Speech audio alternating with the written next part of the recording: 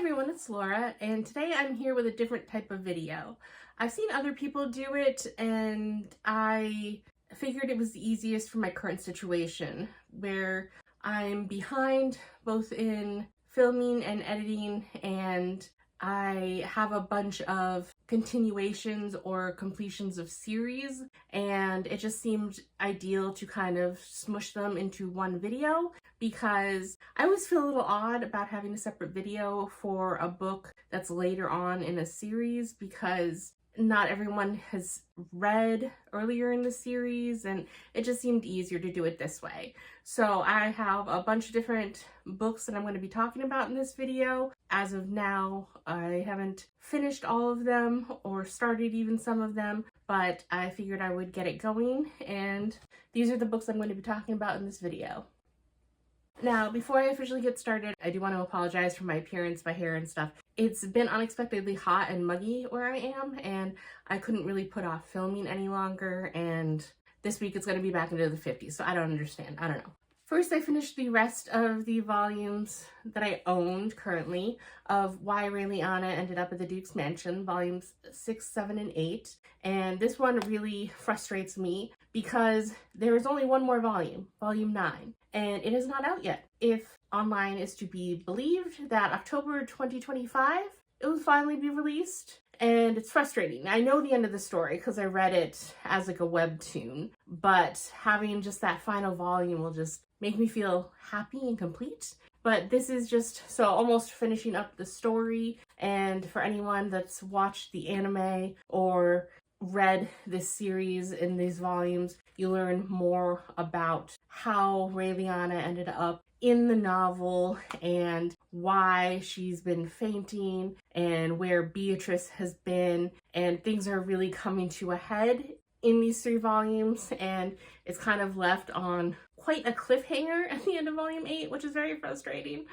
Place to end it. I want to have words with whoever decided how to divide these volumes up. But anyway, I'm very happy to be diving back into this story, and it did make me rewatch the 12 episodes of the anime that we did get. And it's such a shame because I like the story a lot, but the animation isn't the best. It's very beautiful in some frames, but then others, you can tell that they clearly cut cost, because if it's not an important character or a character that has lines, oftentimes they're just characters completely done in silhouette in the background as a black figure, or they're just the dress, but they didn't bother rendering the face or the hair. It's very unsatisfying, and yet I feel like the story itself is wonderful. The voice acting is phenomenal, and I like the story overall. So I wish that they had invested more in the production, but I still really like the story overall, and so it does kind of make me happy to watch it, even though it is not the best anime, and that is how I first discovered the series and decided to read the actual source material. So overall, I can't be too upset about it, but I have finished these volumes, and now I just have to wait to finish my collection for October. And similarly, I have read now volumes 10 and 11 of Solo Leveling that I own. The 12th volume is also currently out and is on the way to me. And again, similar to Raeliana, I have finished this story in the webtoon form, so none of this is new for me, but I like having completed watching the 2nd season of the anime not too long ago. This filled the void of wanting more Solo Leveling content for me. And so for those of you who are familiar with the story, these are the volumes that have him in Tokyo dealing with a gate and going to the National Hunters Conference in the US, and his confrontation with Thomas Andre, and then the start of the arc coming to the climax basically of the storyline. So I am happy to have finished all of the books that I currently own for this series. Now here's where we get into actual books. Wisteria. I finished this book already, and for this one I'm going to talk about it assuming that you have read at least the first book, and preferably the 2nd book of the series. So nothing I say is going to be a spoiler for this book, but at a certain point, it's really hard to talk about sequels without discussing anything that happened in the earlier books, and particularly that's the case for this book. So if you haven't read those books yet or you want to, then please click off to the next section, or if you don't care, then you can continue. But otherwise, now I'm going to talk about it. So ready? All right, so those of you who have read those books, you understand that you have to kind of spoil this a bit, because the first book, Belladonna, Cigna is going and she's trying to save the life of her sister Bly, and this book is Bly. So that kind of spoils the fact that she lives in the first book and that Cigna was successful. So it's really hard to talk about that.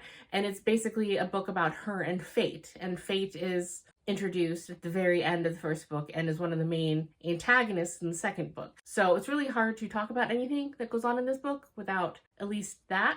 So this is talking about, they're continuing, you know, at the end of the second book that Fate had wanted to marry Cigna because he believed her to be the reincarnation of his ex-wife, Life. And as an act of love and wanting to kind of repay Cigna for saving her life and all she's done for her family, Bly kind of outsmarted Fate and took on the role of his betrothed. So he is not happy about that, but the way it was done means that he has to follow through with it. So at the very beginning of this, they get married and they start the farce of the relationship as it is. And they're very contentious with each other and they butt heads and try and one-up each other, which is kind of hard when you have one who is a magical being that has all these powers that's been around since like the dawn of time, and then you have this little girl who's I think 19 at this book, but she gives a good effort, I would say, for what she's actually really capable of. And I don't always agree with some of her takes or how she handles situations, but she is a very strong-willed individual and she won't settle for the role that society expects of her, and I appreciate her for that. I still do kind of enjoy Cigna more, but I did kind of appreciate being in her mind for this and seeing how this story played out. And the world did further expand, and you did see, I was curious because I did say at the end of book 2 that it did feel kind of like Cigna and Death's story was at an end, and I wasn't sure how the story would continue. And of course, so this is a continuation because you do still see Cigna and Death a few times. Not really as like a main character, but they were there in supporting roles. And so it was nice seeing kind of what happened to them.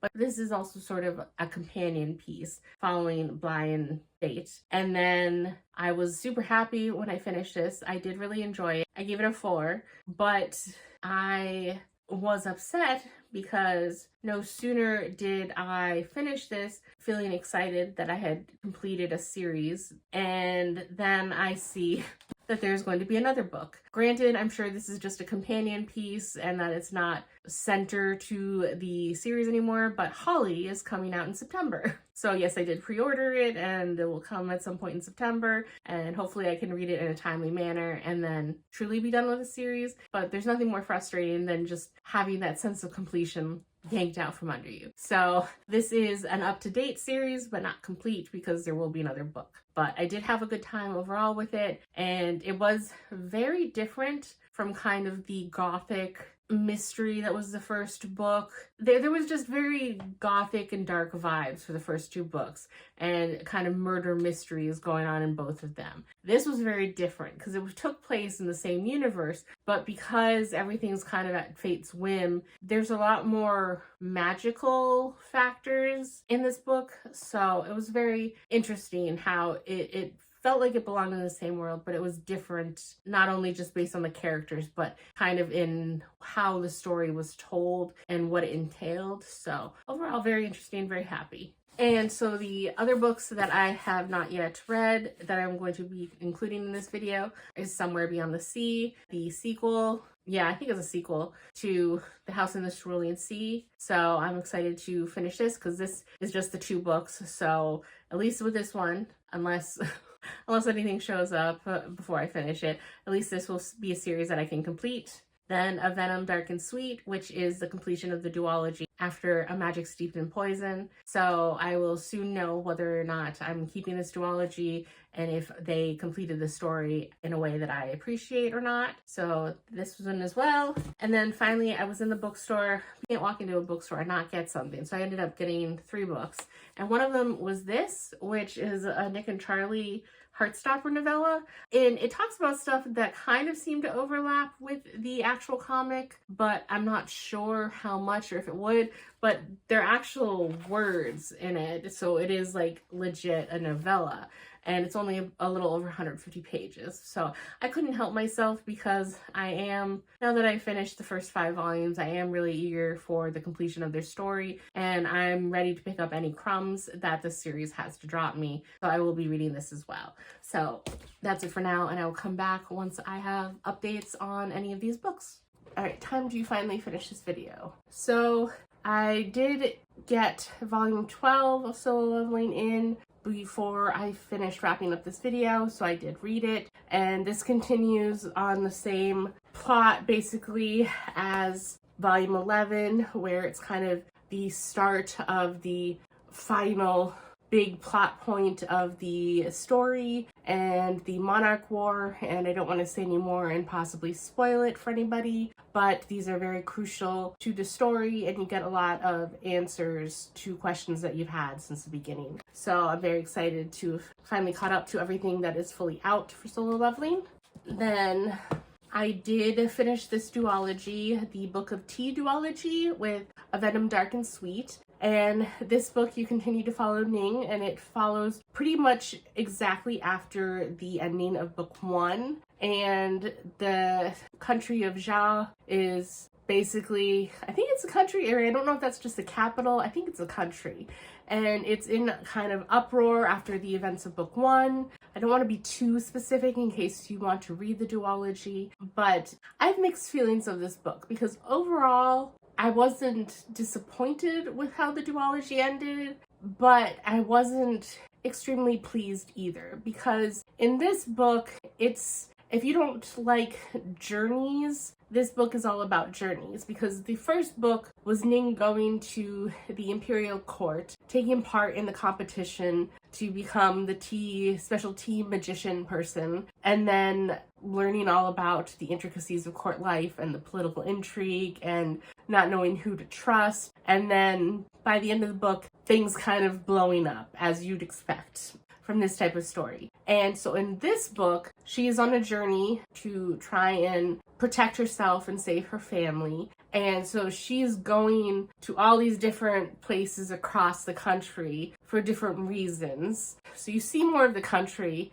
and you kind of get more of a feel, because she was a very rural girl that she was kind of in a bubble. And so not until she went to the court for the competition was she really kind of aware of the different political climate and a lot of the different currents that were running through the country. And so you learn more about that in this book, but also you go further in depth kind of into the lore of the magic, not necessarily just the tea, but just kind of the magic system in general in this book. And so it's not a humongous book, and so I almost wish more was fleshed out, but then again, it is a YA duology, and not everything in YA is maybe as detail oriented as I've come to expect as more of an adult fantasy reader. So I don't want to hold it against it for that, but at the same point, I kind of left this series with a lot of questions about things, or I wish I knew more, and she meets different characters, and I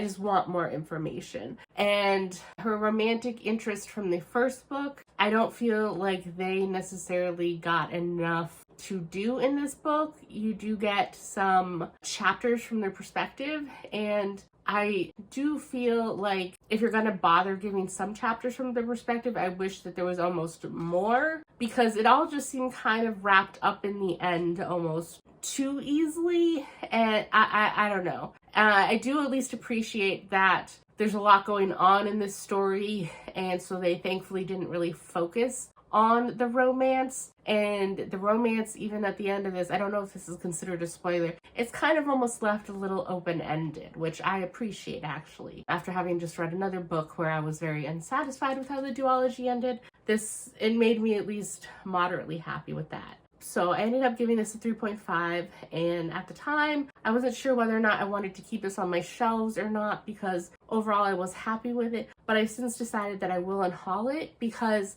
I am happy that I gave this a chance and I read it and that I just didn't unhaul it on a whim. But of all the books that there are still to read, and then the books that I do want to keep on my shelves, this would not be something I would likely gravitate towards for a reread. And so if I ever did wish to, I would probably pick it up from the library or as an audiobook. So I will be unhauling this book. Then I read Somewhere Beyond the Sea, which is the follow-up to The House in the Cerulean Sea. And this book, I was a little nervous going into this because I did see Beckett in the Books review this and said that she thought it was just kind of almost unnecessary and redundant to House in the Cerulean Sea. So I didn't get my hopes up too high, but I was actually pleasantly surprised by this book. I actually really enjoyed it. Where in House in the Cerulean Sea, you are in the perspective of Linus, this time you're in the perspective of Arthur. And I will say I was a little nervous with how this book started off because it starts off in Arthur's past before the beginning of House in the Cerulean Sea. And Arthur didn't have the best childhood, and then there are parts of even his adulthood that I wasn't particularly keen on reliving through his perspective. Particularly, I believe his name is Charles Warner, who was one of the bad guys in the extremely upper management in the House in the Cerulean Sea. And after falling in love with Arthur and Linus, I didn't really want to have to see Arthur interact with Charles, but thankfully they didn't really deal with that. And this is more a book where you find out more about Arthur and his backstory, but it takes place predominantly after House in the Cerulean Sea, because things after the House in the Cerulean Sea were left on a positive note and a hopeful tone, but here you kind of see more of the after effects of the events in the first book, and you see the developing relationship between Linus and Arthur and Linus and the children, and I found it very heartwarming and how they've truly grown into a family. And I, for one, just really enjoyed this. I found it very interesting, the direction some of the story took, particularly with regards to Zoe. And I also appreciate that we see more of Arthur and his power in this book, and you see more of what it entails since you're in his point of view. So I really enjoy this book and I will be keeping it. I ended up giving it a 4.5.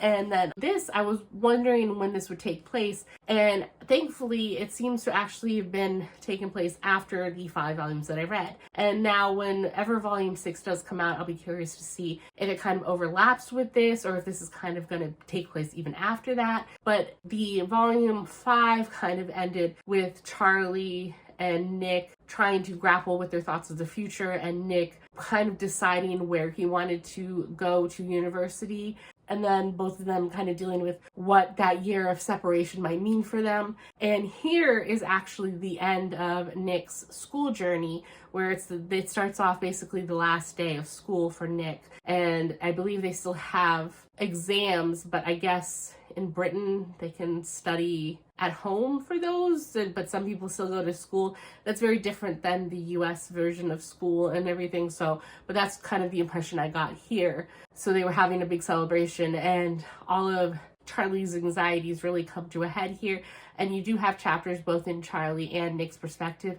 And I really enjoyed this book a lot. It was very interesting to take it in this kind of different medium, but I still enjoyed the story overall. And I did feel it helped kind of flesh out the characters even more. And then in particular, as an American, I found it very helpful that in the back of the book, they had from, I think it was the editor, some bonus explanations for American readers which I really appreciated because some of the stuff I was aware of, but they explain stuff like here we have high school, which is 4 years. It's freshman, sophomore, junior, and then senior. And then we go on to college or university. And college is basically the same thing as university. It's an interchangeable word for us over here in the States. But in the UK, basically the last 2 years of schooling is kind of like a prep for a higher education. And there are certain special schools, from my understanding and explanation,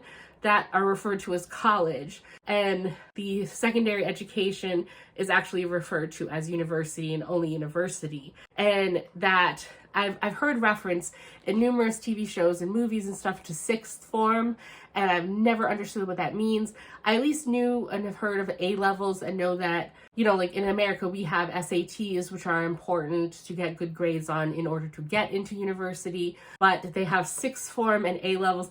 And I knew A levels were certain subjects you test in, and that for certain schools, I believe, you need good results on your A levels. So I knew some basic things, but I never knew what sixth form was. So whenever people refer to sixth form, because I never hear them refer to fourth form or fifth form, so I didn't understand what that means. And so they kind of explain it here. So I found this very interesting to read, and it did kind of help clarify, because I feel like for the most part, I'm able to pick up on any differences between UK English and American English through context clues or from other media that I've watched over the years. But certain things like that have never actually been spelled out to me, and it's not something that I've ever really remembered long enough to actually go and investigate myself. So that I found very interesting and helpful. So I really liked this book overall, and I gave this a 4.5. So this helped kind of with my craving for Heartstopper content. So that is it for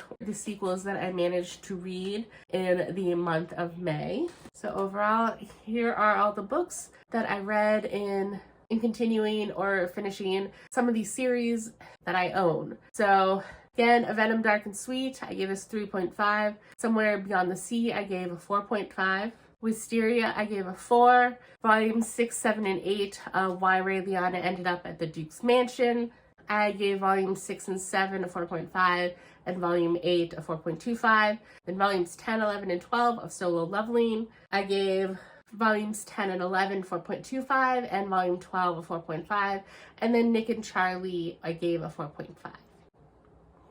So I did finally break down and actually create a spreadsheet for the series that I've started and which ones I'm not going to continue. Thankfully, most of those I didn't really include in the spreadsheet, only the most recent ones, and then the ones that I'm caught up on, basically the books that I'm waiting for the next book to come out. And then the books that I have to continue working on. And I forgot to write down the actual statistics, but I don't know when exactly this video will come out either. But with editing magic, I will put here the number of current series that I am involved with, and then the current number of series that I'm caught up on. And then here is the ones that I need to work on.